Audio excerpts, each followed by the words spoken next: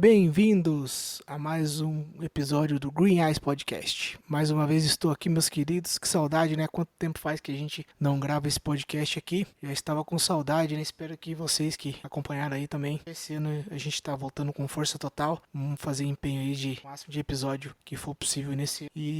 Bom, no episódio de hoje eu quero falar sobre um tema bem interessante para todos nós aqui que utilizamos a internet, né? As mídias sociais, tudo que tem a ver com a nossa privacidade, tudo, com a questão da segurança. Então o tema de hoje é cibersegurança. E para falar sobre esse tema, eu tenho o prazer de receber um colega, né, que eu conheci aqui dentro da plataforma, né? E nesse momento estamos aqui ao vivo no Clubhouse. Se você quiser ouvir a gente ao vivo aqui, né, só clicar aqui no Club Green Eyes Podcast e subir aqui para ouvir a gente. E eu tenho o prazer de receber o Henrico Prenholato. E aí, Henrico, seja bem-vindo aí. Primeiramente, obrigado por aceitar. Você que é um cara que a gente já se conhece há um tempo aqui dentro, você que domina o assunto aí da cibersegurança e vai poder tirar nossas dúvidas e explicar mais ou menos como funciona. Então, se você quiser se apresentar para a audiência aí, né, falar um pouco de você, né, da sua formação, fique à vontade aí. Obrigado por participar. Boa noite, Alan. Boa noite a todos. Nesse dia 4 de janeiro, estamos começando o ano aí. Eu sou o primeiro da fila do podcast dele É isso desse ano, aí. então me sinto muito honrado. Mas vamos lá.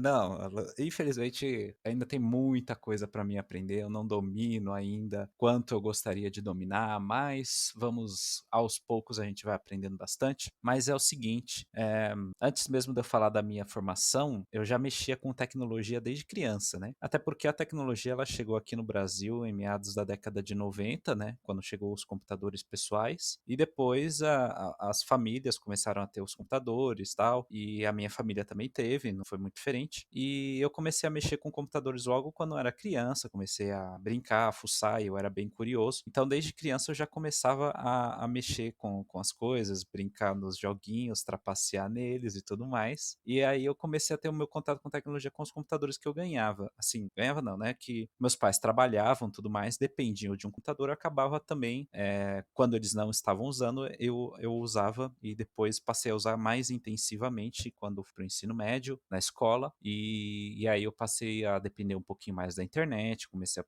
pesquisar mais informação para ter uma espécie de reforço na parte de ensino. Aí depois eu fui para a faculdade, onde eu realmente estava em dúvida ainda, mas eu queria alguma coisa de tecnologia, não sabia o que exatamente de tecnologia eu ia estudar, então eu acabei decidindo fazer uma área da segurança da informação. Então foi uma boa escolha que eu tinha apostado, eu sempre gostei dessa parte de segurança, mas tinha muitas outras áreas, e então depois que eu saí da escola, em 2017 eu comecei a faculdade em segurança da informação em São Caetano do Sul, antigo IMES, para quem conhece. Lá eu estudei 4 anos, fiquei 4 anos até lá, terminei em 2021 e sou formado hoje em segurança da informação, pretendo continuar aí com mais cursos, com pós, com MBAs aí, e especializar mais. E de mercado de trabalho eu trabalhei em estágio como técnico de informática durante o período aí de pandemia, mas foi pouco tempo, até porque foi antes da pandemia começar, aí depois que a pandemia realmente chegou aqui no Brasil, as coisas apertaram, eu acabei saindo. E então depois agora, em 2021,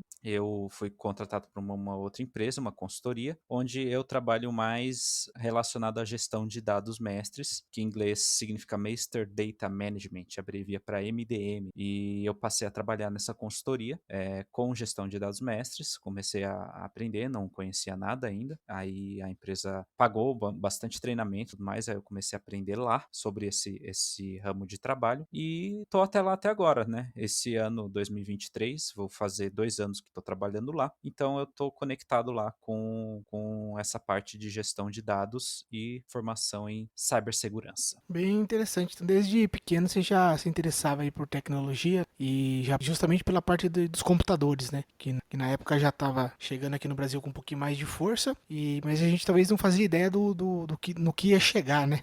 Qual que era o potencial de toda essa ferramenta e depois, claro, com a internet e tudo mais. E, bom, falando um pouquinho então sobre a segurança, né? Eu sempre é um tema que eu me interesso, né? Por uma questão de privacidade e tal. Mas também eu acho um negócio bem complexo, né? Para quem não entende. É claro que o objetivo, até o próprio nome da palavra, é você ter a segurança, né? Do seu sistema ali, ou dos seus dados, enfim.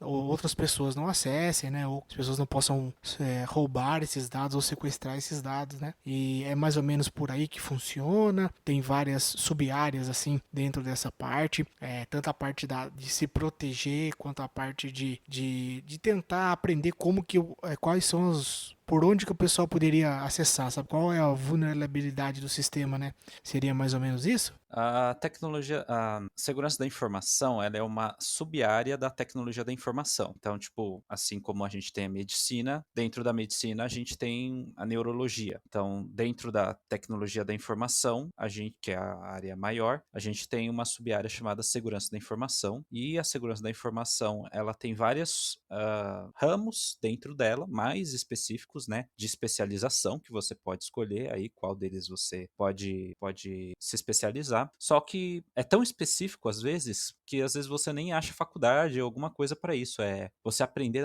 na unha mesmo, porque é muito específico esses tipos de conhecimento. Você tem que pegar um pouco de prática, você tem que ter uma certa vivência e ser meio que um autodidata nessa parte. Então, em segurança da informação, você pode ver assuntos relacionados ao hacking, que é o que mais se destaca dentre eles. Tanto que quando eu falei quando eu era pequeno, eu já trapaceava em jogos, né? E o fato de você trapacear em jogos, você está fazendo uma espécie de hack onde você altera propositalmente os valores para que isso te dê alguma vantagem em relação à sua posição no jogo. E isso pode ser feito de maneira online. E no passado tinha muita vulnerabilidade. Então o que que a gente fazia? A gente encontrava tais vulnerabilidades nos jogos, explorava elas para você conseguir uma certa vantagem e assim você conseguir vencer o jogo na trapaça. E era isso que acontecia, tanto que eu já fazia isso quando eu era pequeno.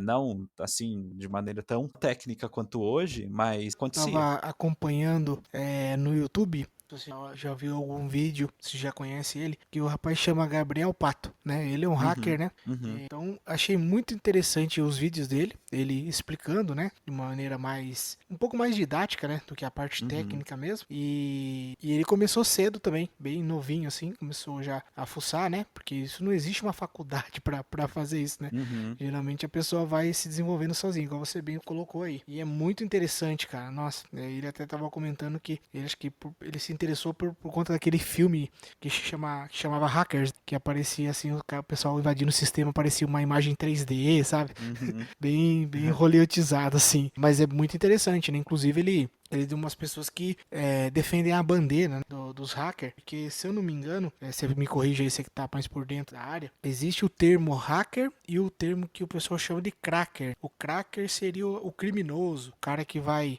invadir algum sistema, roubar algum dado, alguma coisa nesse sentido, né? Ele vai usar as técnicas de hackeamento, mas para bem feito, para cometer crimes, enfim, né? Por bem dele mesmo. E o hacker, no caso, ele seria uma pessoa que ajudaria as empresas ou algum produto a identificar possíveis falhas para fazer um relatório e relatar, porque existe um desenvolvimento, não existe uma equipe às vezes altamente qualificada desenvolvendo esses produtos, mas ele mesmo falou, às vezes você está trabalhando numa empresa e você é absorvido pela cultura da empresa, então você às vezes não consegue se colocar ou imaginar na cabeça de alguém que está fora, entendeu? E aí às vezes o cara tem outras criatividades ou enxerga de uma maneira que às vezes você que está trabalhando numa empresa, que tem uns procedimentos para seguir, você talvez não veja. E aí você acaba deixando uma janela aberta que pode explorar. É mais ou menos isso mesmo? Ele comentou como que você entende isso? Sim, sim, você pode dizer que existem os hackers e os crackers. Só que a mídia, ela ajudou tanto a gente que hacker também é visto no sentido pejorativo da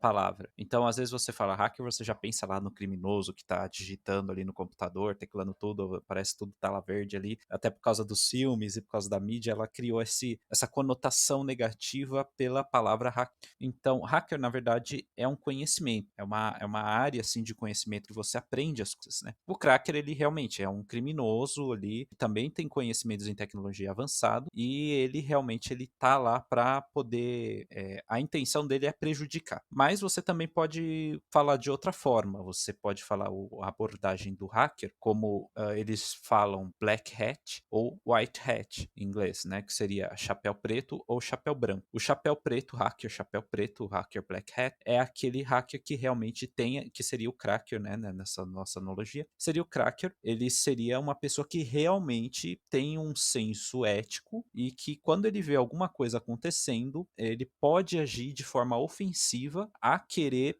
destruir sistemas, a querer invadir sistemas para ganho próprio, para benefício dele, seja por uma questão ética, por exemplo, eu não concordo com uma certa cultura que a empresa está fazendo, eu acho que a empresa está sendo preconceituosa, eu acho que a empresa está sendo desonesta, ou o governo também se aplica, e eu vou invadir os sistemas para prejudicar e destruir tudo, porque eu não quero saber, eu não quero ter um ganho próprio, mas eu quero destruir eles. Então eu vou utilizar meu conhecimento de hacking para como um black hat para poder destruir esse sistema.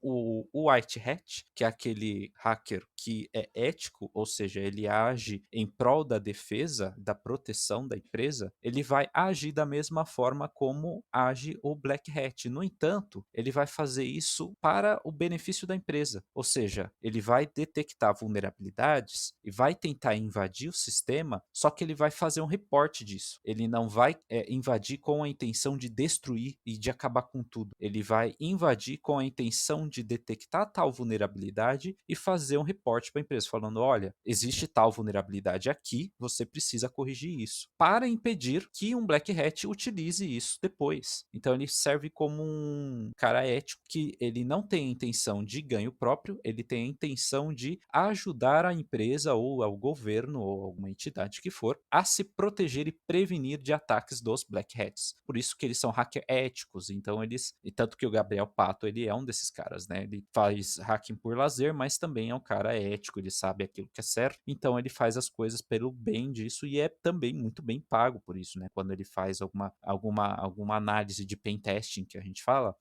de encontrar uma vulnerabilidade e fazer o report, a empresa paga e dependendo da criticidade, ou seja, quanto mais crítico for aquela vulnerabilidade que ele encontrar, mais bem pago ele será remunerado, ele será remunerado. É isso. Pô, bem interessante, né? Inclusive a questão que é muito antiga desses profissionais, né, que trabalham assim, ou fazem freelance, ou às vezes tem até uma própria empresa para prestar esse serviço, porque acho que até ele mesmo comentou, né, nos vídeos dele que era mal visto, né? Às vezes você ia lá para poder Uhum. ajudar a empresa a melhorar a segurança e às vezes poderia ser até processado, né, por encontrar Sim. uma vulnerabilidade. É bem interessante essa questão. E bom, toda essa área, ela é bem extensa, né? É claro. E a cada dia que passa surgem coisas novas. Como, né, linguagem de programação e todas as tecnologias também vão atualizando. E aí como que se acompanha isso? Porque eu sou de uma área totalmente diferente, né? Eu trabalho com plantas e as plantas elas existem já há muitos milhares de anos, né? Então já teve tempo suficiente para se catalogar, para se estudar, enfim. E como que é essas novidades aí? Como que você tenta se atualizar referente a isso, né? Talvez, não sei se na sua atividade que você faz hoje no seu trabalho, o quanto que você tem que acompanhar determinada parte da área, né? Dessa especialidade, porque, como você falou, é uma área gigantesca, né? Tem dentro da parte de tecnologia, assim, né? De segurança, tem um monte de itens, né? Dentro que você faz, assim, acompanhar e ficar por dentro aí das atualizações da tecnologia. Olha, para você acompanhar esse tipo de coisa, vai muito de. Eu vejo assim canais de YouTube mesmo que os caras que acompanham isso mais a fundo, eles divulgam tudo aquilo que eles acham, porque a gente não tem tanto tempo, né, do mundo para poder acompanhar tal coisa. Mas como a gente já tem um conhecimento técnico, alguma coisa assim, só que a gente não tem tempo para ficar acompanhando tudo mais, tem uns caras que estão ali por dentro, eles começam a vasculhar o que está acontecendo ali no mercado e começam a ver as notícias de vazamento de dados que acontecem pelas empresas e tudo mais. E a partir deles, eles vão extraindo informações técnicas e vão depois divulgando e compartilhando isso em sites específicos ou no próprio YouTube, canais ali. E eles falam o que vai acontecendo. E depois eles vão atualizando e você vai acompanhando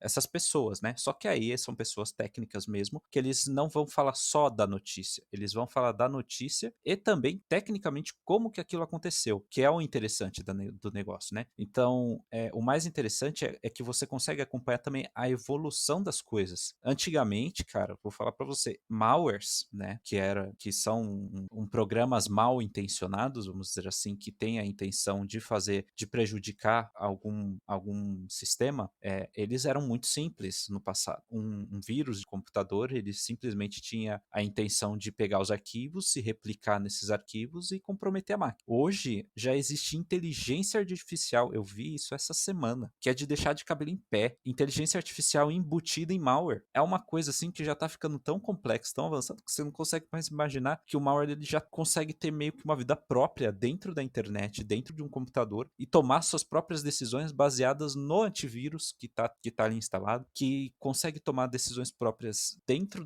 do sistema de defesa de uma empresa. Então é uma coisa maluca já. Então as coisas vão evoluindo e você vai acompanhando conforme eles vão mostrando tecnicamente, né, nas notícias, você vai acompanhando esses caras e eles vão mostrando. Então existe um conceito aí de criatividade, né, das pessoas que criam esses tipos de coisa e no fundo, você também pode explorar isso por conta própria, né?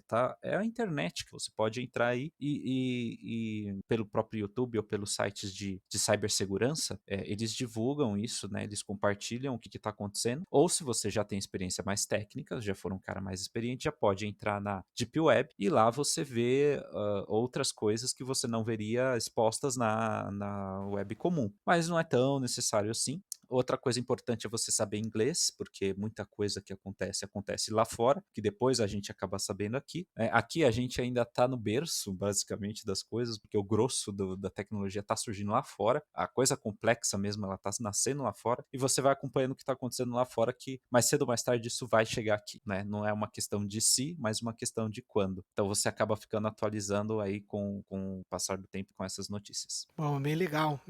Realmente tem muito conteúdo hoje aí pelo YouTube, né? E pelas redes sociais também. É claro que a gente sempre indica aqui você sempre acompanhar aí pessoas, né? Que tem ali um conhecimento, às vezes até para você não aprender alguma coisa que esteja de maneira errada, tal. Porque a internet é muito vasta, né? Então tem gente ensinando coisas valiosíssimas e tem gente que tá replicando alguma coisa que às vezes não entendeu, né? Direito. Então Uhum. às vezes você pode se confundir. Então sempre é bom checar aí com quem você tá acompanhando, né? Na dica, siga o Henrico aí nas redes sociais, aí ele indica Uhum. para você quem ele tá acompanhando, né? Que é sempre interessante dessa parte, né? E lá no seu trabalho, Henrico, como que funciona aí o seu dia a dia aí? O que que você tem que ficar de olho lá? Como que é o seu dia a dia? Né? O que que você tem que garantir ali para a empresa?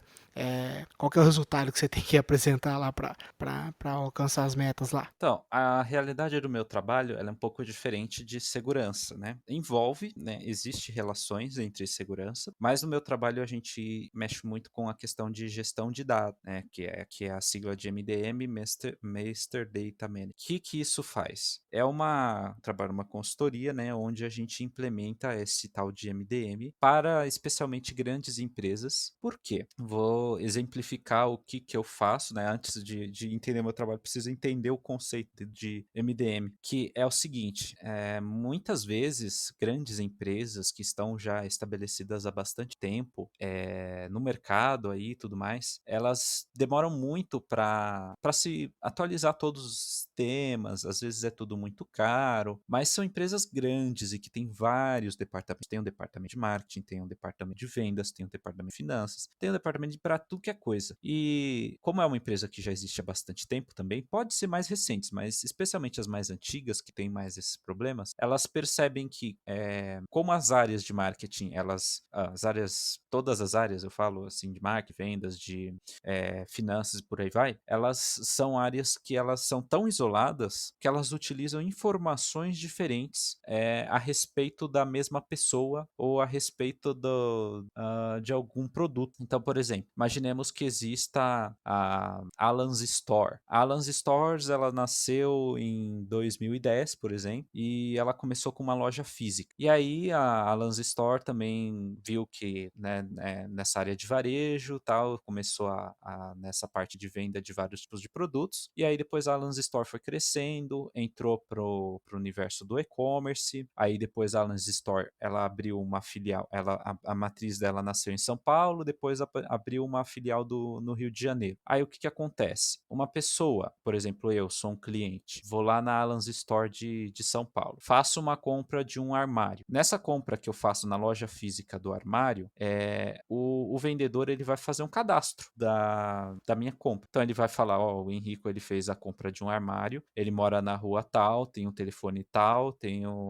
todas essas informações, aquelas coisas de cadastro que a gente já está acostumado. Esse é o CPF, esse é o seu RG, telefone, blá blá blá, tal, e tá feito o cadastro. E quando o vendedor ele pega e salva essas minhas informações, ele salva em um banco de dados ali da Alans Store local. Ele fica ali dentro da loja. Ele não conversa com outros sistemas de outras filiais que a Alans Store tem. Falei para você que existe a parte do e-commerce e também existe a parte de uma filial que fica lá no Rio de Janeiro. Se eu for lá para o Rio de Janeiro fazer uma viagem, alguma coisa do tipo, e quiser comprar algum outro produto da Alans Store e o vendedor falar assim, eu vou fazer um cadastro de você, Henrico, que está querendo comprar um produto, eu falo assim para o vendedor, mas vendedor, eu já fiz um cadastro na Alans Store lá da matriz de São Paulo. Por que que você vai fazer um cadastro meu aqui de novo? Bom, por algum motivo ele fala, preciso fazer esse cadastro, senão eu não consigo fazer a venda. Aí eu falo, tá bom, faz o meu cadastro. Só que nesse novo cadastro, eu já não tenho mais o mesmo endereço onde eu moro, porque já se passou bastante tempo. Já o meu número de telefone mudou. Embora eu seja a mesma pessoa, o meu número de telefone já não é o mesmo, porque, sei lá, faz 5 anos que eu não faço uma compra na sua loja. Desses 5 anos eu já mudei de casa, não estou mais morando no mesmo endereço, já mudei número de telefone, porque no meio disso eu já fui roubado, por aí vai, blá, blá, blá, blá, blá, blá, blá, blá. E quando eu passo minhas informações cadastradas, eu passo para o vendedor lá da filial do Rio de Janeiro informações diferentes daquelas que foram cadastradas na filial de São Paulo. E a matriz de São Paulo, que é a filial do Rio de Janeiro, também tem um banco de dados local, onde ele não se conversa com a matriz. E fica ali armazenado. Então vão ter duas informações sobre mim, ou seja, é o mesmo Henrico, mas ele tem duas informações diferentes. Uma que ele morava em um endereço A e outra informação que mora no endereço B. E aí fica difícil de saber qual é o mais recente, qual é o mais confiável. Então existem informações desatualizadas. E aí, conforme o seu time de marketing, de vendas e tudo mais quiser fazer algum anúncio para mim dos seus produtos, eles vão identificar dois números de telefone onde um já não existe e o outro está operando. E você vai gastar dinheiro a mais para um número de telefone que eu tinha, que agora já não está mais funcionando. Se você quiser enfiar algum panfleto, alguma coisa para minha casa do endereço antigo, outra pessoa vai estar lá, esse endereço já não vai mais existir, isso vai retornar e você vai estar gastando dinheiro, porque as informações estão descentralizadas. Elas estão em bancos de dados que não se conversam. Então, esse é um problema de negócio, onde as empresas começam a ter problemas. E aí, quando eu faço, por exemplo, um novo cadastro no seu site, onde você também vende coisas, e eu faço um terceiro cadastro com outras informações também, você começa a ver inconsistência nesses dados. E aí que você vê o problema. E aí que entra a área de MDM. A área de MDM, essa área, né, que é toda uma sub-área da Business Intelligence, ela vai pegar e centralizar todos esses dados, pegar todos os seus bancos de dados que você tem e, a partir de todos esses bancos de dados, você vai importar para um banco de dados central, tá, para exemplificar, onde todos esses bancos vão ser unificados e, a partir dessa unificação, haverá um tratamento de dados, onde eu vou fazer uma análise de todos os dados e ver aquilo que está errado, aquilo que está antigo, aquilo que já não me serve mais, e fazer a melhor versão do Henrique, de quando, excluindo os números de telefone antigo, excluindo endereços residenciais antigos que já não existem mais, e mantendo as informações mais recentes e mais confiáveis para o seu negócio. Porque conforme sua empresa vai crescendo cada vez mais e vai abrindo mais filiais, mais desses tipos de problema começam a aparecer. E aí você começa, se é uma pessoa, não foi tão caro para você gastar, imagina milhões de clientes, né? Extrapola isso para milhões de dados duplicados, que a gente fala. Então, registros duplicados que você vai passar a ter, registros errados, registros não confiáveis, e aí você vai gastar muito dinheiro com isso, com campanha, com marketing, coisa e tal, que não vai valer de nada. Então, você faz uma análise desses dados e um tratamento deles para você poder ter uma precisão maior de como é o seu cliente. E aí que entra a minha área, né? Que entra o meu trabalho de fato, que é você faz um levantamento de toda essa base de dados e você faz o tratamento desses dados para ver o que é duplicado e o que não é. Então você pega realmente o registro das pessoas, os cadastros que elas têm na sua base de dados e a partir delas você faz toda uma análise de fontes confiáveis para você pegar, olha, esse é o nome completo dele, esse é o do Henrique, esse é o endereço mais recente, esse é o telefone mais recente e o mais confiável e vai criar o que a gente chama de Golden Record ou registros dourados, né? E é a versão mais valiosa de mim, né? A mais confiável para se trabalhar em cima de marketing, de vendas e por aí vai, porque todas as outras informações estão antigas, estão desatualizadas. Então, aqueles registros duplicados que antes tinham na sua base de dados passa a ser centralizado em uma única base, de forma onde o dado foi tratado, deduplicado e centralizado, entendeu? E aí sim, você tem essa informação higienizada para depois enviar para o serviço de Business Intelligence, onde vai fazer uma espécie de analista, entra aí, né, o analista de BI, o analista de cientista de dados, o analista de negócio, eles vão receber esses dados já tratados para tomar decisões, para fazer marketing, para fazer campanhas e tudo mais. Então eu trabalho ali no background, na parte de tratamento, antes de enviar para um BI, para a área de Business Intelligence fazer as suas decisões, análises comerciais. Então eu faço o tratamento desses dados antes deles irem para a área de negócios, para a área onde vai ser realmente feita a tomada de decisão. Esse é o meu trabalho. Caramba, cara, é essencial aí que esteja tudo correto para poder ter efetividade aí nas campanhas, né, publicitárias e no marketing e tudo mais. Porque hoje informação é tudo, né? É através dessa base de dados que as empresas vendem, que elas medem, né, a fidelidade dos clientes, o potencial de lucratividade de algum determinado produto, né, e tudo mais, até para ela poder se preparar para o próximo ano, enfim, né, o balanço que ela vai fazer ali. E os dados são essenciais. Poxa, eu não sabia, cara, que existia esse tipo de trabalho, né? É porque você não pensa nisso, né? Você acha que você vai fazer um cadastro ali e às vezes de repente o pessoal vai usar a mesma informação, né? Ainda mais hoje que o pessoal usa muito a internet, né? Então tem que estar correto mesmo para você saber que aquela pessoa não é uma outra, porque você não conhece ela, né? Você tá tratando com informações de pessoas que você não conhece. Então, realmente bem interessante, cara. Nossa, deve ser bem trabalhoso isso aí, né? Não sei o quanto que a tecnologia aí te ampara, né? Te dá o suporte para você fazer o trabalho, mas pensando bem assim, você tem que manipular um monte de informação, né? É um negócio até em questão de volume de dado bem pesado. E isso é importante também até para o investimento da própria empresa, né? Porque imagina se ela tiver um monte de dado duplicado, triplicado, o quanto de memória ela não vai ter, né? O quanto que ela de serviço, às vezes de nuvem que ela não vai ter contrato, sendo que, sei lá, um quarto só é dado real e o resto é tudo duplicado ou tá errado, né? Equivocado. Cara, bem interessante, cara. E esse é uma atividade, assim, promissora, né? Porque eu não sabia, assim, desse tipo de trabalho, né? Você vê pessoas, assim, trabalhando bastante nessa área, a disponibilidade de vagas, assim, como que é? Olha, vou dizer para você que essa área de MDM, na verdade, ela é mais antiga do que parece. E pelo menos no mercado internacional, onde as grandes empresas elas já nasceram primeiro lá fora e as grandes empresas brasileiras, vamos dizer assim, elas são recentes ainda. Então elas estão começando a ter esse tipo de problema com a chegada da internet aqui e tudo mais.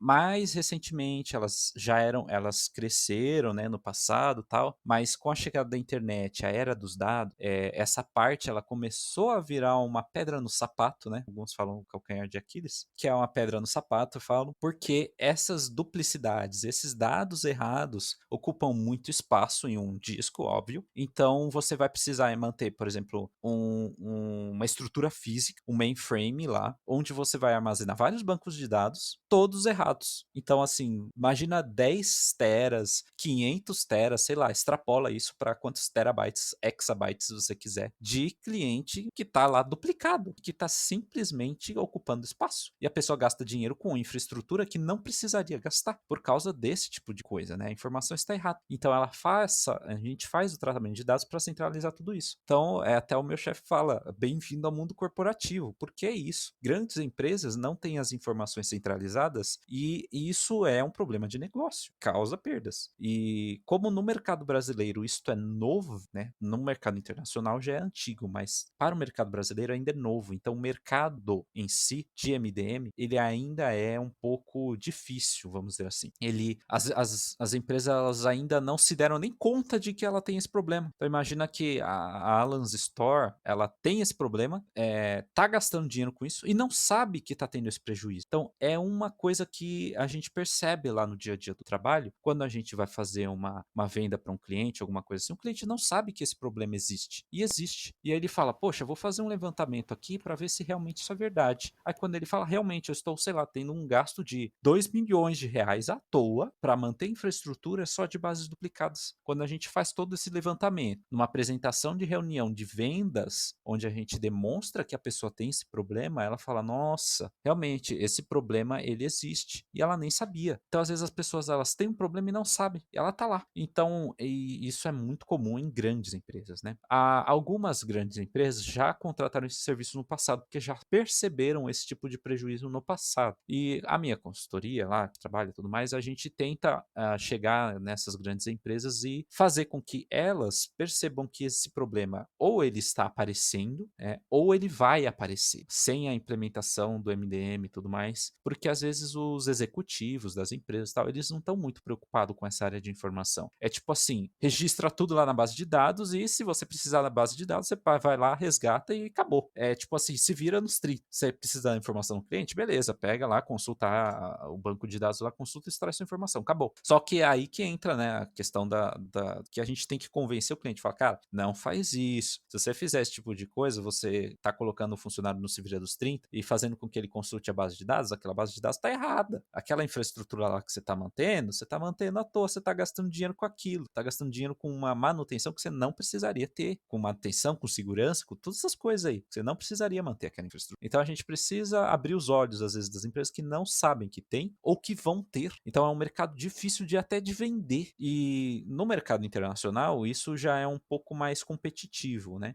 São poucas empresas aí que realmente têm soluções de MDM, mas tem uma certa procura, sim. Profissionais de cientistas de dados, profissionais de analistas de dados são, sim, valorizados, estão, sim, precisam ser treinados, né? Existem hoje graduações ali nas faculdades de tecnologia e tudo mais, de ciência de dados, de analista de dados, tudo mais dessa área, porque as empresas elas começaram a perceber que esse é um problema, as faculdades estão preparando, então tudo mais, tanto para o mercado nacional, mas o mercado internacional é muito maior e tem muito mais, assim, oportunidades do que somente aqui no Brasil, porque coisa, como eu falei, ela só está crescendo ainda, porque aqui é difícil, por uma questão política e econômica, é difícil de ser empreendedor, então é difícil de começar empresas, de se ter empresas grandes. Então, as empresas grandes mesmo, elas estão lá fora. Então, esses tipos de problemas estão lá fora. Aqui dentro tem, mas não é um negócio viável para se vender. É uma questão assim econômica mais do que uma necessidade de negócio mesmo, entendeu? Então, esse é um cenário. É um cenário bem complicado, pelo menos no Brasil. Tanto para venda, quanto para formação, quanto para conseguir um emprego, mas ainda assim é muito valorizado. É uma empresa, é uma área assim muito importante. Pô, muito interessante, hein? Inclusive você percebe, eu não sei se, eu imagino que talvez com esse avanço da internet, né, dos smartphones e tal, da gente utilizar muito a internet, principalmente para comprar. Vamos supor que a gente tá entrando nas lojas virtuais para comprar, isso aí acaba até acelerando, talvez a entrada, né, de empresas que são empresas físicas, acaba indo para a área digital e às vezes ela acaba ficando muito maior na área digital do que na área física, né? Porque você acaba tendo que investir menos, assim, na questão de aluguéis, né? Pra você abrir novas lojas, enfim. Só que em contrapartida você tem toda a questão dos dados dos clientes que, até pela lei de proteção de dados, tem que ter uma responsabilidade nisso e tudo mais, né? E também eu acredito que isso aí, acho que acaba acelerando um pouco mais esse crescimento aqui no Brasil, né? É claro que, como você explicou aí, lá fora já é muito antigo, né? E agora no Brasil que as empresas estão aderindo, as empresas estão ficando grandes, mas eu acredito que essas empresas que acabam crescendo aí pela internet, às vezes acaba tendo essa necessidade de ter esse serviço. Às vezes ainda não sabe, né? Que existe essa atividade, que existe essa ferramenta que pode ajudar a economizar, às vezes, muito dinheiro. E às vezes com a internet acaba acelerando essa necessidade, né? Você enxerga mais ou menos por aí também? Ou já tô falando uma abobrinha aqui? O modelo de e-commerce ou de marketplace no Brasil, ele tem crescido muito, inclusive com a pandemia. Isso inclui o mundo também. Mas no Brasil, as empresas começaram a perceber que, pô, como as lojas físicas estão fechadas, a gente tem que investir no comercial. Não tem jeito. Eu preciso continuar vendendo, a produção não pode parar. Então, precisa haver um investimento em logística e para poder automatizar entregas. Então, quanto mais rápido, melhor, né? Aquela coisa do frete. Então, vamos supor que você queira comprar. Pode ser coisa de mercado, pode ser coisa de uma entrega um pouco maior, sei lá, um armário, uma geladeira, uma coisa como falei. Você pode comprar uma esfirra num restaurante, pode comprar uma ração para cachorro, pode ser o que for. Precisa haver um sistema, uma plataforma online onde você possa fazer essa compra e depois dessa compra precisa haver o frete onde vai ser entregue isso. Então, as empresas elas passaram a investir menos, fechar lojas físicas e se concentrar mesmo no grande ambiente virtual e fazer dela, assim, quase que uma empresa fantasma, sabe? Porque ela existe no mundo comercial. A atividade dela tá focada ali, única e exclusivamente na venda online. E existe esses tipos de empresas, assim, algumas são maiores, outras menores, vai depender muito do modelo de negócio da empresa.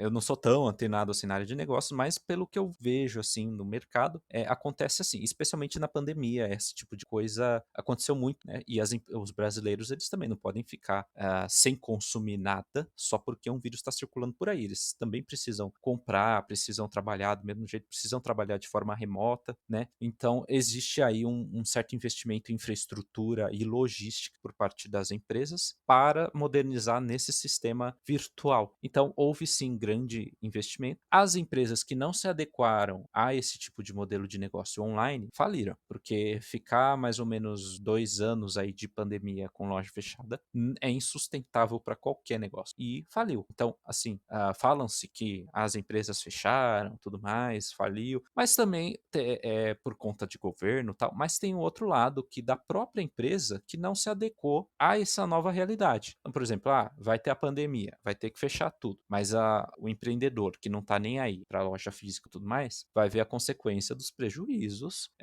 e vai sentir depois ali na conta que realmente ele estava enganado. A empresa dele vai entrar ou em recuperação judicial, alguma coisa do tipo, ou vai decretar falência, porque ele mesmo não se adequou à nova realidade do mercado, que está tudo fechado, precisa ser investimento online. As empresas que perceberam isso antes, falaram, pô, tá todo mundo fechando, tal, preciso investir online. E aí precisa haver esse investimento e houve uma modernização, inclusive, né, dessa parte de infraestrutura e dessa parte online. E houve mais cadastros, houve mais pedidos de entrega. Então, conforme o consumidor ele vai querendo as coisas mais online, as empresas vão investindo mais online, né? Por isso que o mercado é o consumidor que manda. Porque como ele não está indo mais em loja física, ele está comprando tudo pela internet, a empresa é forçada a se adequar aos meios virtuais para conseguir continuar vendendo, porque ela precisa continuar existindo. Então, o consumidor ele vai democratizar isso comprando pela internet. Então, as empresas que Sim. se modernizaram vão ganhar mais com isso. Tanto que a Amazon ganhou pra caramba Sim, na sim. pandemia. Cresceu muito A mesmo. Magazine Luiza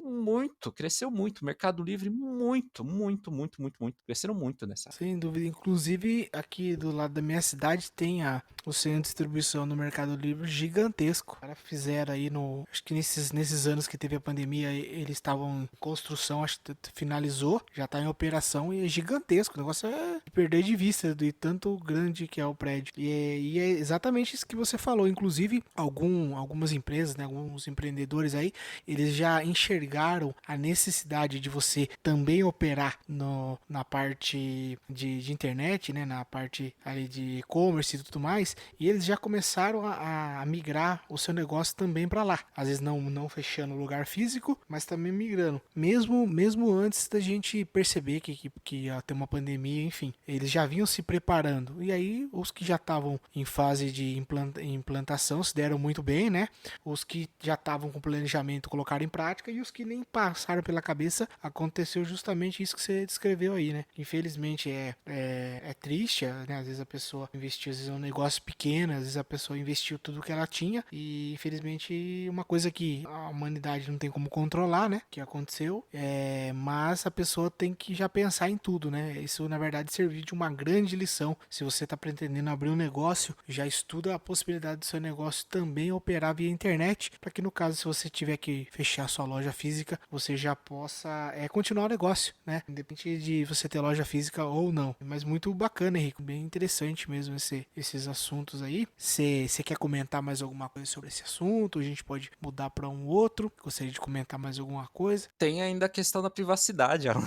Sim, sim, bem lembrado, né? Inclusive é uma das coisas que me preocupa bastante é a questão da privacidade, né? Porque hoje ninguém, como que eu posso dizer, os dados não estão sendo tomados de você. Você às vezes está preenchendo cadastros, né? Tá armazenando fotos, está fazendo isso de bom grado, né? Com as mídias sociais, tal. Você já tá meio que ficando exposto, né? E por mais que a gente saiba que existe a lei de proteção de dados, as empresas investem milhões e bilhões aí na segurança, né, dos usuários e tudo mais, a gente sabe que pode acontecer uma invasão, né?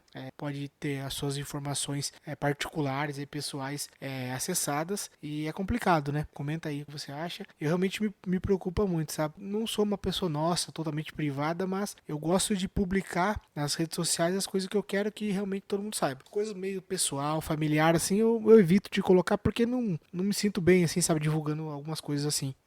Então, mais ou menos eu ajo assim na mídia social, né? Então, dá para falar bastante coisa, tanto do ponto de vista da cibersegurança, como a gente está conversando aqui, que é a proteção de dados, que é da parte de como você protege tais dados, como você protege de vazamentos, né, da área técnica de proteção de dados mesmo, né, de cibersegurança. Dá para comentar especificamente sobre isso. E também da parte jurídica, que é da LGPD, né, que a gente que trabalha lá na empresa, a gente tem que ficar muito de olho na LGPD para estar sempre em compliance com isso, porque como se trata de uma lei, a gente precisa estar em compliance e quando alguém estiver insatisfeito ou acontecer alguma coisa errada, a gente toma processo, né? Especialmente a empresa, a cliente, porque nós, como somos uma consultoria e fazemos a implementação, a gente não trabalha com os dados nem nada, a gente não guarda nada de ninguém, quem guarda lá é o cliente. Então, esse cliente ele precisa estar compliance com a LGPD e ele precisa ter todo um cuidado ali onde a gente está implementando para como esses dados serão tratados. Então, assim, você concorda comigo que a empresa ela precisa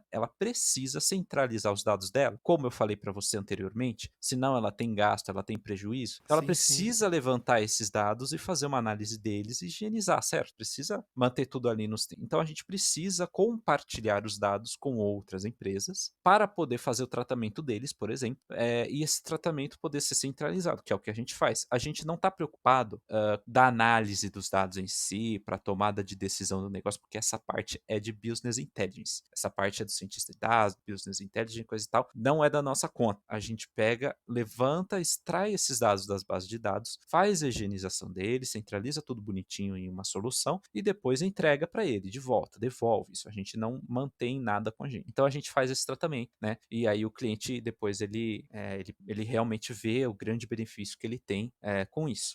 Mas no meio de tudo isso também tem LGPD, que é justamente, olha, tem várias coisas aí que dá para falar, por exemplo, não posso compartilhar, por uma questão de segurança, eu não posso compartilhar todos os dados com você. Um exemplo disso, hospitais, né? A gente não trabalha com hospitais ainda, mas hospitais trabalham com informações que a gente chama de informações sensíveis, que são fichas médicas de pacientes. Então, não é apenas dados sobre a pessoa, nome, sobrenome, CPF, RG, endereço, telefone, essas coisas que a gente está acostumado. Também tem toda a ficha médica, histórico médico, tem problemas de saúde que a pessoa tem, todo o histórico de consultas que a pessoa teve, os remédios que ela toma, tem muita coisa. E a LGPD fala assim, é o seguinte, vocês não podem compartilhar informações sensíveis. Então, essas informações de sigilo médico têm que ter um tratamento especial e não pode ser compartilhado.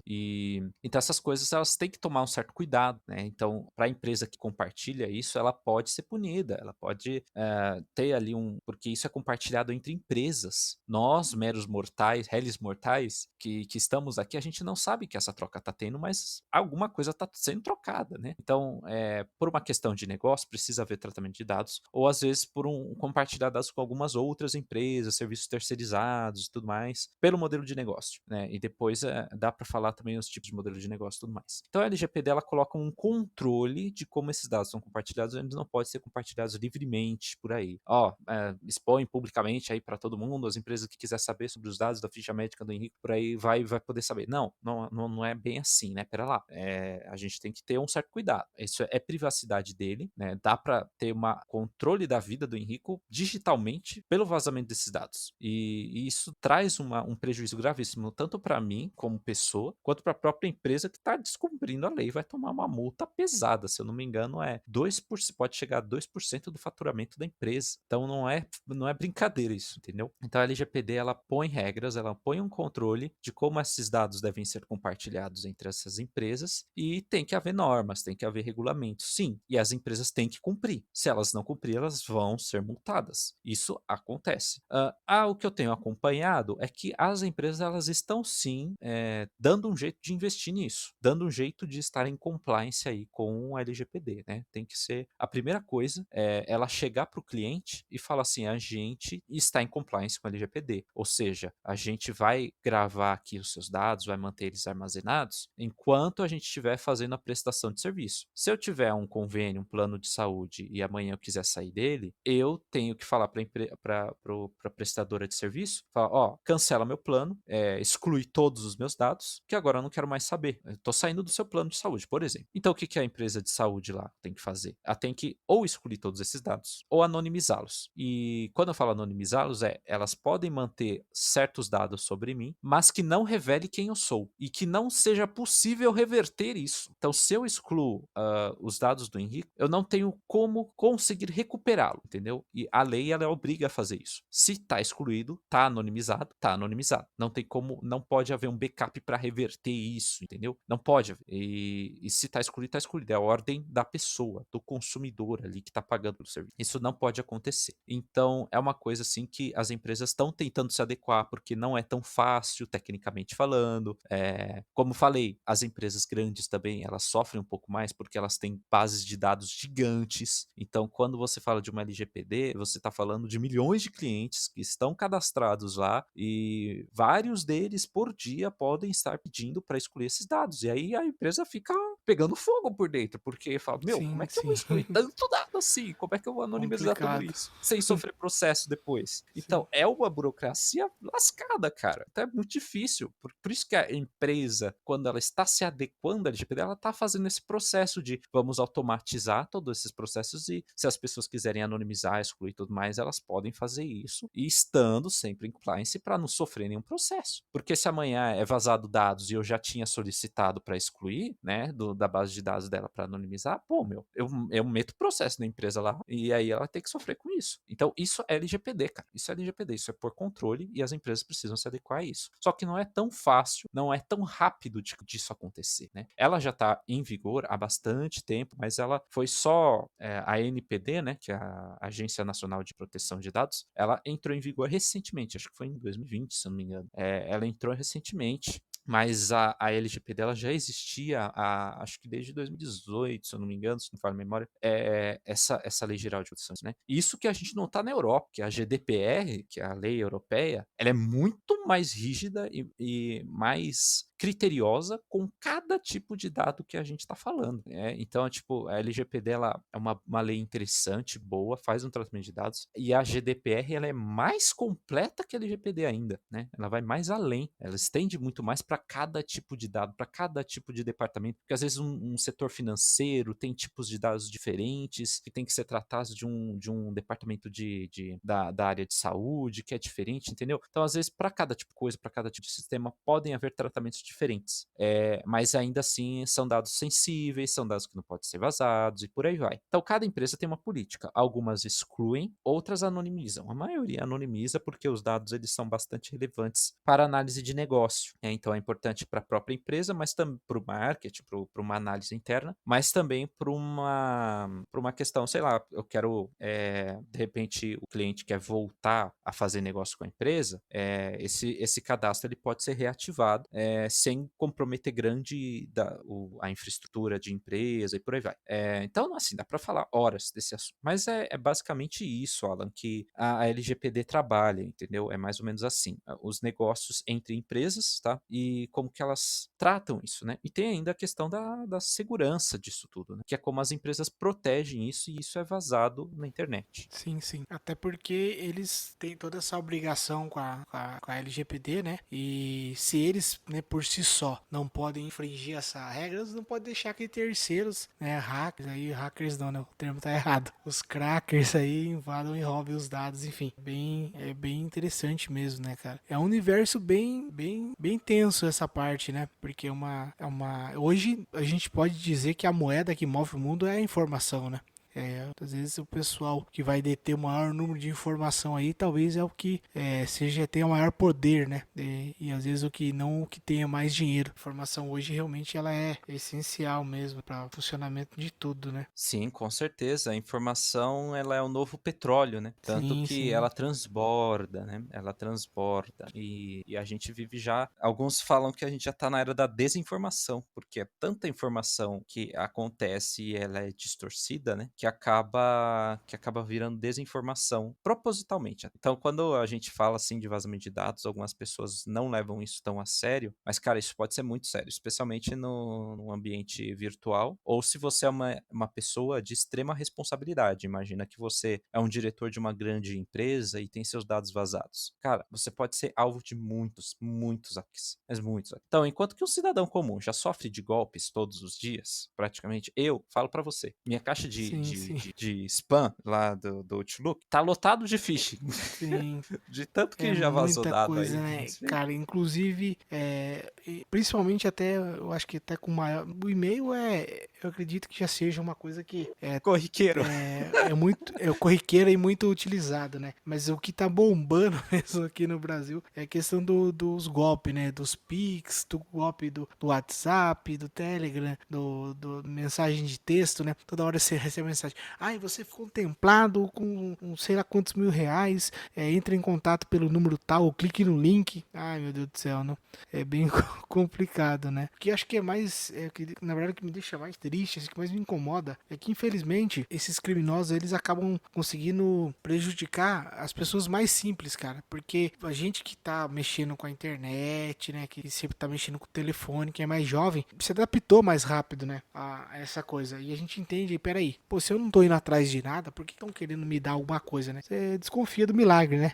E às vezes agora a pessoa muito simples, que às vezes está aprendendo a mexer no telefone, aí às vezes ela pode ser facilmente manipulada, né? Facilmente enganada. E isso realmente é muito triste, né? Apesar de da tecnologia ter se moldado para ser uma coisa bem fácil, da pessoa só ir mexendo, ela vai aprendendo. A gente mora num país que tem um grande índice de analfabetismo, né? Tem um grande problema na educação, né? Na educação formal. Então, se você na educação básica você tem um problema, como que você vai conseguir na educação ali, sei lá, de usar a tecnologia, né? Como se utilizar e como se proteger. É bem mais difícil, né? Para as pessoas mais simples assim. Então, é bem complexa essa questão. E como hoje em dia a moeda mais valiosa do mundo é a informação, de fato tem que existir sim um controle, umas regras, né? E você também aí que está nos ouvindo, sempre checar, né? Quando você for criar alguma conta em alguma plataforma, algum site, algum aplicativo, checa bem as informações, lê tudo certinho. Eu sei que ninguém quer ler lá que concorda com a política da empresa, que você está criando a conta, mas leia, gente, leia porque às vezes você é uma pessoa que gosta de manter a sua privacidade, gosta de não ter suas informações aí acessadas por outras pessoas, né? E às vezes está na mão de alguma empresa, por mais que ela se proteja, ela pode ter um ataque, alguma coisa, né? O dado ser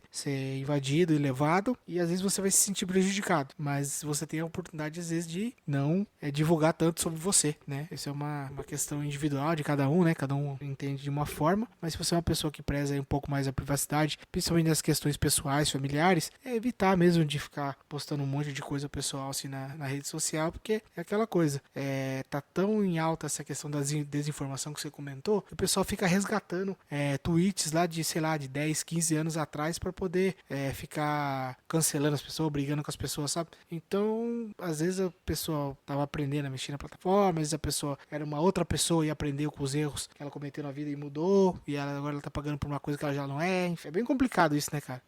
Mas, Gera Alan, muita desinformação mesmo, né?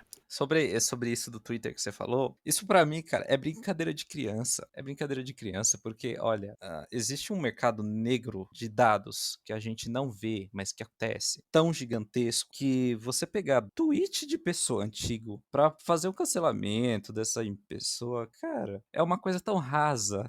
É de gente que não tem o que fazer, que só quer prejudicar a imagem da pessoa. É só por uma questão moral da Sim. sociedade, de valores, que a questão técnica de você invadir, de aplicar golpes, é tão profundo, tão mais complexo. Tô O ficando mundo assustado, hein, Rico? de pois é, cara, a gente Sim, fica de cabelo em pé da complexidade, enquanto que o Brasil tá só brincando de degustar sim, golpes, dessas sim, coisas mais simples. Lá no mundo, lá fora, cara, nos Estados Unidos, assim, a coisa já tá tão mais avançada, mais complexa, que é muito mais difícil, é muito mais sofisticado as coisas. Tudo muito mais planejado, tudo muito mais concreto. Então, assim, redes sociais é só brincadeira de criança, é só fantasia, é só utopia, é uma bolha social que é criado lá, cara. E você vive naquele mundinho onde você curte e fica naquela coisa, daquela timeline de tudo aquilo que você gosta, é aquilo que o algoritmo vai trazer mais, ele vai te recomendar mais, e fica naquele loop infinito, e você fica preso ali naquela bolha. Aí quando você vê alguém que se comporta de forma diferente das suas ideologias aí, dos seus valores morais, sei lá, você curtia muito cantor, aí depois um cantor lá que você curtia muito fala alguma coisa que te desagradou, aí você vai lá, cancela ele,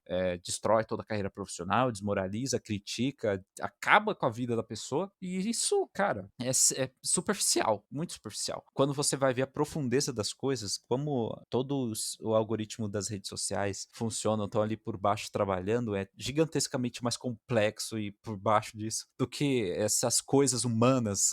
Eu falo que é coisas juvenis, esses Não, sim, problemas com juvenis. certeza, comparado com o que você tá escrevendo aí, realmente isso aí não é nem a pontinha do iceberg, é um negócio novo assim para a humanidade, né? Porque a gente não tá há muito tempo aí, comparado com a idade da humanidade, com acesso à internet, né? Com essa transmissão de informação para lá e para cá, é uma novidade, mas que realmente tem pessoas aí que estão investindo o seu tempo, né? O seu recurso em explorar coisas que são bem mais tenebrosas, né? Bem mais obscuras do que realmente ficar gerando tumulto na rede social, né?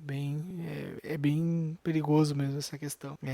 Bom, ainda bem que eu não sou milionário, né? Não tenho, não tenho muitas coisas aí para ser explorada, mas como a gente utiliza a rede social, a gente tá sujeito, né? A um golpe, a entrar em algum site, alguma outra coisa que tá com vírus, com alguma coisa, né? É sempre bom ter cuidado, né? Você tá usando seu telefone aí, toma cuidado nos aplicativos, link que você acessa. É sempre bom você estar de olho, porque às vezes você pode, às vezes nem perder os seus dados, mas você pode perder o seu aparelho, né? Pode danificar lá e ainda mais ainda que o pessoal utiliza muito o iPhone hoje, não é um investimento barato, né? E às vezes por uma coisa que você vai ficar acessando lá, você vai gerar um problema no seu aparelho, né? Seja por algum problema de deixar ele lento, né? Ou de realmente danificar ao ponto de não ter mais conserto. Mas aí fica a nossa dica para poder você se cuidar, né? Cuidar e principalmente os seus pais aí, seus avós, né? Pessoal mais de idade que tá usando o celular ali, orienta, né? Orienta, fala para eles que toda vez que eles verem uma mensagem, alguma coisa meio assim, para eles mostrarem para alguém de confiança antes de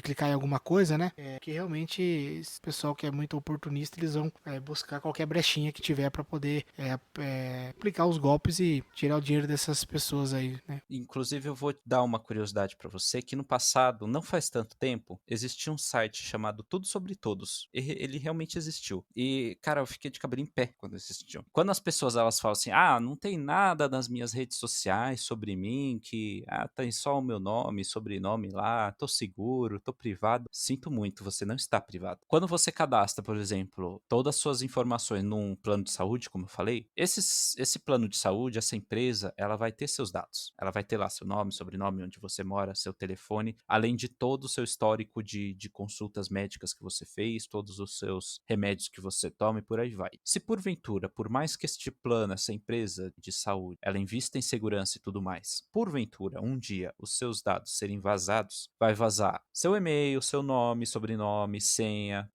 que você utiliza para acessar seu e-mail lá, ou portal, né? Se ela estiver bem guardada, ela vai estar criptografada, mas se ela não estiver, vai ser uma senha que vai estar legível. Vai vazar suas informações de saúde e por aí vai vazar tudo. Então, você é responsável por esse tipo de coisa? Tipo, tá no mercado negro lá. Se você acessar na Deep Web e pagar em criptomoeda o dono daqueles dados, ele vai ter lá 30 terabytes só de informações de pessoas. 30 terabytes de pessoas. São milhões ou bilhões de informações sobre pessoas, seja do Brasil ou seja do resto do mundo. Tem tudo sobre elas. Quando esses caras invadem e vazam esses dados para depois vendê-los no mercado negro. Então não é brincadeira, gente. É uma coisa assim bem maior do que redes sociais, né? E aquele site Tudo Sobre Todos que eu tava comentando, ele literalmente mapeava tudo sobre todos. Eu pesquisei ele, cheguei a acessar, ele era simplesmente aberto. Você acessava lá o site e você digitava lá quem você quer saber. Aí você digitava lá, eu digitei o meu nome. Aí ele encontrava pelo meu nome ou pelo meu, acho que CPF, alguma coisa assim, ele encontrava onde eu morava, ele encontrava quem é meu pai, quem é minha mãe, quem é meu irmão, quem eram os meus avós, os meus vizinhos, né, na minha rua. Eu encontrava tudo que eu queria saber, toda a minha vizinhança estava mapeada, toda a minha família estava mapeada, tudo estava mapeado. Eu fiquei de cabelo em pé, como é que um site desse consegue mapear tudo sobre as pessoas e tornar isso público? E aí o que aconteceu? Esse site alegava que as informações eram públicas, né? Que tava mapeada ali, né? Que eram públicas. Só que aí o pessoal, né, de segurança chegou a processar esses caras aí desse site, porque não, por mais que sejam informações públicas sobre você, que as pessoas às vezes gostam de catalogar tudo sobre você, né? Você pega lá uma rede social como o Facebook, você gosta às vezes de se catalogar, né? Colocar onde você estudou, colocar onde você mora, com quem você se relaciona, com quais são seus amigos e por aí vai. Você gosta de se catalogar, mas você tem essa liberdade de escolher o quanto você quer se expor e o quanto você quer se resguardar. O site, em nenhum momento, perguntou para cada cidadão se permitia que aqueles mapeamentos fossem feitos. Então, ele simplesmente pegou tudo sobre todos, colocou numa base de dados, fez um mapeamento de tudo e está lá público. Ele não perguntou o consentimento de ninguém e estava lá. Caramba. Só que, felizmente, este site foi tirado do ar pelo tribunal, não sei se foi pelo STF ou se foi por outro tribunal, não me lembro, mas ele foi tirado do ar, graças a Deus. Sim. Precisou tirar, né? Porque não tinha nem consenso com as pessoas. E não existia LGPD nessa época. Então isso tornou mais importante ainda a questão da LGPD, né? Ela veio depois desse caso. Acho que ele foi em 2015, a LGPD veio depois, né? Então, com a LGPD no ar, esse site jamais poderia existir. Então, tá aí a importância de não saber as coisas, né? E sua privacidade hoje, meu filho, eu sinto muito, já está comprometida. É só uma questão de quando alguém vai aplicar um golpe em você e você está atento. Então, não é a questão de se os seus dados vazaram ou não. A questão é você ter a educação, a consciência de que quando aquilo é um golpe e que quando você cair em tal golpe ou tal coisa, você saiba como agir, ou se prevenir, ou o que fazer em caso realmente o golpe acontecer, para você desfazer, alguma coisa do tipo. E quem é mais afetado nisso, ou são pessoas muito jovens, que ainda não conhecem, ou são pessoas muito idosas, que acreditam pela emoção das coisas, né? Que as coisas estão acontecendo. Então, a gente tem que conscientizar todos, ponta a ponta, todo mundo que entra nesse mercado de tecnologia, né? Toda essa área de tecnologia, a partir do momento que você entra nisso, mesmo os idosos, assim, que mal pegam o celular, podem ser vítimas de golpes, entendeu? Então, tem que ter uma consciência de que esses golpes existem e você está sujeito a eles, quer você goste ou não. A gente tem que entender e saber como se prevenir e o que fazer, entendeu? Então, é extremamente importante a gente saber. E sem sombra de dúvidas. Pô, maravilha, cara. Eu quero seguir aqui, agora sair um pouco do nosso tema, né? E já encaminhando também aqui para a parte final aqui do nosso papo. E aí, quais são os seus hobbies aí, seus projetos? O que você anda fazendo além de trabalhar, né? E o que você que geralmente anda fazendo aí? Comenta com a gente aí. Hobbies, cara, eu gosto de ler, sabe? Eu gosto de estudar. Eu não fico perdendo meu tempo com essas coisas juvenis de redes sociais. Eu só gosto mais de. Eu utilizo as redes sociais para, não demonizando totalmente, elas têm um lado bom, que é você conectar com as pessoas, né? Então, tipo, eu vou pegar um YouTube aqui para ver realmente as notícias, né, de gente que entende da área comentando sobre esses assuntos. O Gabriel Pato é um deles, né? Eu também sigo esse cara. Então ele comenta algumas coisas, ele fala mais tecnicamente de uma notícia do passado, alguma coisa mais, uma análise mais técnica do que está acontecendo. Então os meus hobbies é realmente fazer uma leitura, procurar sobre as informações que estão acontecendo. Eu não fico atualizado de tudo que acontece por dia. Na verdade, informação em excesso faz mal. Isso é uma questão, até você pode perguntar para psicólogo, para psiquiatra, para o que for, eles vão te dizer que sim, para uma saúde mental, informação em excesso faz mal. Então, às vezes você se desligar também é importante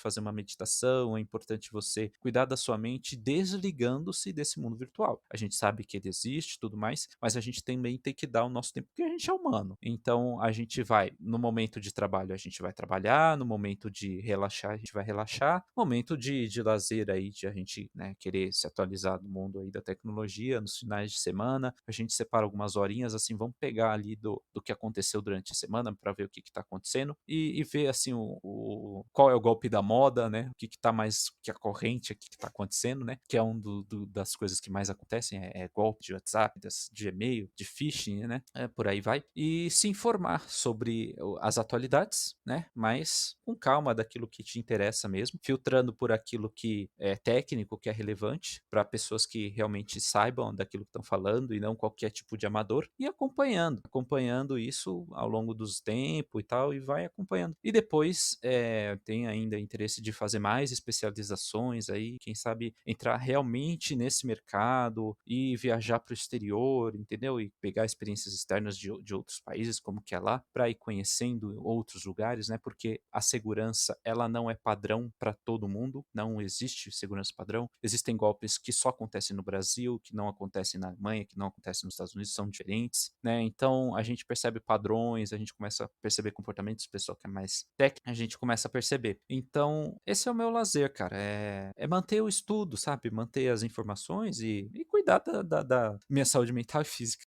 Não, maravilha, está corretíssimo, né? É importante mesmo a gente ter o nosso tempo aí de reflexão, de descanso, né? Que a gente é bombardeado aí, principalmente quem trabalha com muita informação, né? No trabalho, é sempre bom separar um tempinho ali para você dar uma relaxada, né? Fazer um exercício físico, fazer uma meditação, ou contemplar que seja a natureza, já deixa você um pouco mais tranquilo, né? Porque realmente essa velocidade, né, que a gente se comunica hoje é muito bizarro mesmo, comparado ao que já foi na história, né? A gente escrevia uma carta e demorava 6 meses para atravessar o oceano para poder chegar do outro lado e mais tempo para voltar depois. E hoje em dia a gente é nervoso do outro lado, poxa, o cara não recebeu a mensagem, ou ele viu e não respondeu. Então realmente uma nossa era da ansiedade, né? E recentemente também você também virou um podcaster, né? Você também tem um podcast também, que inclusive eu também participo, né? Você quer comentar um pouquinho sobre aqui, até para a audiência aqui começar a seguir também, né? Ah, sim, claro. Recentemente, né, ano passado, nós criamos o Mente Eletrônica, né, até foi um incentivo seu. Eu já tinha um clube, porque na rede social do Clubhouse você pode criar clubes, e um deles foi o Mente Eletrônica. Eu tinha criado para eventualmente falar de tecnologia, dessas coisas, né, especialmente voltada mais para a área de segurança, que é a área que eu domino mais, mas não tem problema falar de tecnologia de um jeito mais abrangente. E aí também, como você entrou, tudo mais, a gente começou a entrar mais nessa área, e aí semanalmente a meta, pelo menos, é falar de notícias de tecnologia, comentar sobre essas notícias e de vez em quando trazer alguns convidados para também falar sobre a tecnologia na nossa vida, no nosso dia a dia, né, e quanto ela pode ser importante. Então, o Mente Eletrônica ele está aí com essa proposta, não só comentar sobre questões de segurança da informação, até para quem é mais leigo, que quer acompanhar um pouquinho das coisas de tecnologia que está acontecendo, que também tem muita coisa interessante acontecendo, que vai além da área de segurança, né? Toda a área de infraestrutura, toda essa área de IoT, né? De várias coisas que dá para falar, também é interessante. Então, a gente busca compartilhar, busca também não só dar notícias, mas também dar conhecimento de conscientizar as pessoas e tudo mais, de educá-las, e alcançar o maior número possível de pessoas com isso, para a gente expandir esse público e conseguir aí os seguidores, apoiadores, para a gente crescer, né, nessa área, para que a informação ela chegue de uma forma transparente, de uma forma que não seja desinformação, né, um ambiente filtrado, onde as informações elas podem ser realmente, falar assim, ó, isso aqui aconteceu, tá, ou tá acontecendo, ou vai acontecer, e ó, é esse tipo de coisa. Então, essa é a proposta. Maravilha. Então, galera, vocês estão convidados aí para também nos ouvir lá no Mente Eletrônica, né? A gente tá aí toda semana ao vivo aqui no Clubhouse e também depois a gente posta o episódio lá nas plataformas de podcast, né?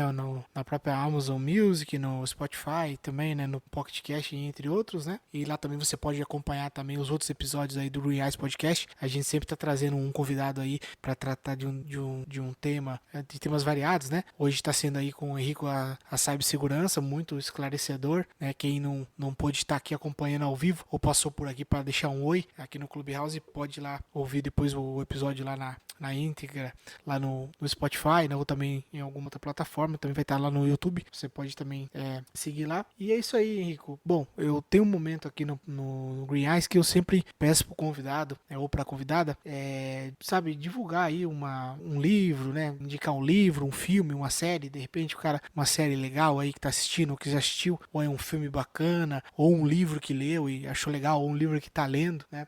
Você fica à vontade aí, se você quiser indicar pra gente um livro, ou uma série, ou um filme que você tá assistindo, ou um de cada, fique à vontade aí, que eu sempre gosto de deixar pro público aqui uma opção de leitura, uma opção de filme, né? Uma outra opção de série aí, de qualquer gênero que você acha legal, que te agrade, que pode de repente aí uma série que eu não conheço, enfim, ou a audiência que não conhece. Eu até anotei uma colinha aqui, porque minha memória é curta, né? Eu sou a Dory nesses momentos. Eu tenho um livro que eu li, que eu lembro, cara, foi, assim, o primeiro livro, acho que eu li que me encantou nessa área de tecnologia foi o livro Fortaleza Digital, do Dan Brown. Acho que foi um dos primeiros livros que ele escreveu. Fala muito dessa área de tecnologia, mas é um romance. É uma, tipo, como se fosse um filme mesmo, de que envolve toda essa parte de tecnologia, dessa parte de segurança, né? Sem ser uma história, assim, um romance para leigos, para você entender o que está acontecendo nessa história. É uma história antiga, tudo mais, mas é bem tranquila de ler, é bem gostosa de ler. Foi esse livro, assim, Fortaleza Digital, foi o livro que eu comecei e terminei com muito orgulho. Eu falei, nossa, porque é um livro de suspense, né? Então ele te prende a atenção. E Legal. aí, o que acontece? Você vai ler até o final, cara. E como eu estudava na escola ainda, quando eu li esse livro, cara, os livros que a professora passava de literatura, puta, era chato, eu não aguentava começar o livro. Eu começava o livro e parava na metade. Eu era desse tipo, tinha preguiça de terminar tudo. Mas esse do Fortaleza Digital foi um livro que eu amei de verdade, porque eu gosto muito. Ele falou de tecnologia e é bem interessante, até para as pessoas que não entendem muito, são leigas, tal. É um romance bem legal. De filmes, tem do Edward Snowden, que aconteceu lá, é caso real, óbvio. Se ele é um herói ou traidor, ele tá aí para você acompanhar. Não sei que plataformas está disponíveis, dá uma pesquisada. E para você entender também sobre esse filme do caso do Edward Snowden, que ele trabalhou lá na CIA, na NSA, do quanto a CIA, a NSA espiona as pessoas. E então por isso que eu falo que Sim, sim. essas redes sociais às vezes é brincadeira de criança, porque é tão profundo, tá, cara, esse mercado de tecnologia, essa parte dos dados que acontece é como se fosse um mercado negro gigante ali de dados acontecendo, um buraco negro que está sugando as informações de todos os lados, centralizando lá nos Estados Unidos, um espionando o outro. Então, esse filme do Edward Snowden ajuda a abrir um pouco a cabeça do quanto as coisas são mais profundas do que parecem e vai ali aprofundar mais as coisas. Tem a série da Netflix que é a Black Mirror. Eles adoram comparar aquilo que é real com o virtual. Então, eles fazem essa analogia de metaverso, eles fazem essas analogias assim de consequências que podem acontecer quando a gente mistura muito a tecnologia com a parte virtual. Algumas coisas são bem realistas, alguns episódios que eles fizeram são bem realistas, outros são meio que uma brisa, assim, meio viagem na maionese, fala assim, não, esse tipo de coisa jamais vai acontecer, né? Mas tá lá, né? Então, Black Mirror é uma série na Netflix bem interessante. E por fim, um documentário chamado O Dilema das Redes, que ele vai também tá na Netflix. Ele é um filme documentário que ele explica tecnicamente como que as redes sociais funcionam. Eu não falo só do Facebook, eu falo do Facebook, do Google, do Twitter, ou qualquer outra rede social. social que tem esses algoritmos e como eles te prendem numa bolha e como as coisas parecem estar tão extremas, né? A gente vê nas redes sociais o absurdo do absurdo das opiniões, né? Porque Sim. as opiniões Uhum. lá correm solta, né? Então a gente vê as pessoas que antes não tinham muita comunicação, agora tendo grande visualização. Como que é possível em pleno 2023 alguém ainda acreditar que a Terra é plana, sabe? E essas coisas vão ganhando espaço, porque apesar da tecnologia ela criar essa ponte de facilitar a comunicação, ela também facilita a comunicação ruim. Essa comunicação que fala, pô, meu, Sim. não precisa filtrar Com a mesma coisas. intensidade, né, que ele propaga aí uma comunicação de coisas boas, né? É a mesma intensidade também que propaga Mais rápido, rápido, viu, Alan? sim. Viu? Mais rápido. A desinformação ela viaja mais rápido que a informação real. Sim. Até porque às vezes o que gera aí as polêmicas e tal é o que acaba vendendo mais, né? É o que realmente chama atenção. Sim, Por exemplo, você vai ver uma notícia aí, já não é uma coisa que tem muito a ver com a rede social, mas é uma coisa que já tinha um pouco empregado, um pouco dentro do jornalismo, né? Por exemplo, eu vi hoje uma notícia assim rapidinho de futebol, tava a manchete era assim, Cristiano Ronaldo humilha Neymar e Messi. Tava assim, falei, ó, pô, o que será que o Cristiano Ronaldo fez? Ele não fez nada, ele só fechou um contrato com um time que vai pagar para ele um salário maior do que o do Messi e maior do que o Neymar. É só isso. Ele não fez nada, né? Então, tipo, por que a manchete é essa, sabe? Justamente pra chamar atenção, pra clicar e tudo mais, né? Eu falei, caramba, cara, não precisa disso, né? Precisa só falar com o cara que ele fechou por um salário maior, e o salário é maior do que a coisa. Ó, o Cristiano Ronaldo fecha um contrato pelo maior salário entre os jogadores top do mundo, por exemplo, né? E não, coloca lá que foi que o Cristiano Ronaldo humilhou. Eu falei, meu Deus do céu, deve ser que o cara xingou a mãe do outro, sabe? como se Alguma o coisa. Cristiano Ronaldo se importasse, né? Sim, sim, sim. Então é bem bizarro, saca, né? Mas é igual você tava comentando aí da desinformação, né? Mas beleza. Bom, Rico, a gente vai chegando aqui, então pros finalmente, né? Eu quero agradecer aí a audiência que passou por aqui no Clubhouse, que ouviu a gente por um tempinho aí, que pôde aparecer por aqui, né? E então agradecer por mais esse episódio. A gente vai estar então depois publicando lá nas plataformas, né? Lá no Spotify, na Amazon Music, no Google Podcast, no Pocket Cast, na Rádio Public, no YouTube e também no Facebook, né? Lembrando que o Facebook e o YouTube são em versão de vídeo, mas o nosso formato é só áudio, então vai ter uma imagenzinha bacana lá para vocês deixarem tocando lá enquanto vocês estão cozinhando, enquanto vocês estão fazendo essas coisas, dá para você estar ouvindo a gente aqui, né? E não deixe de seguir a gente lá no Instagram e no Twitter, né? @GreenEyesPodcast, né? Segue a gente lá. E eu quero agradecer aí o Henrique e também abrir o espaço para ele deixar as considerações finais aí. Bom, sobre a desinformação é uma coisa assim que eu luto muito, sabe? Para como os meios digitais eles facilitam a comunicação tanto boa quanto ruim. E a comunicação ruim ela é mais compartilhada do que a boa. Segundo algumas estatísticas, alguns falam que é 6 vezes mais rápida fake news se espalhando aí do que a informação real, que é justamente isso que você falou, para causar impacto, para chamar atenção, e há um investimento intencional na desinformação, especialmente em eras de campanhas eleitorais. Mas isso acontece 24 horas por dia, né? A gente só vê isso com mais intensidade, né, nessas turbulências políticas, mas acontece o tempo todo sobre tudo. Então, o que eu recomendo? Você, para que está aí nesse mundo de tecnologia, não sabe se a informação ela tá lá só para causar impacto ou se ela realmente é aquilo, veja mais notícias sobre aquilo. Se ela for a única fonte de notícia que você viu, não acredite totalmente nela.